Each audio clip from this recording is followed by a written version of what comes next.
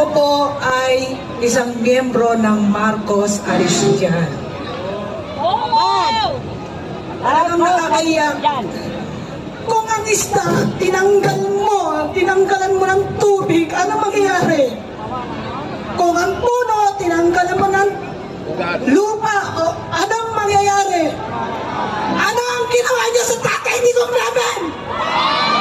Tinanggalan niyo kami ng karapatan.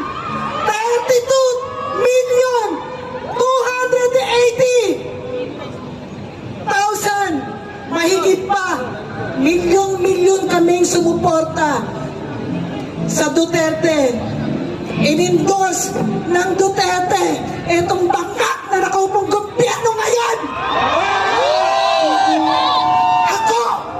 Ako nandito dahil sa aking anak, apo, at sa mga kabataan, maglilingkod pa sa bayang ito. Duterte! Marcos!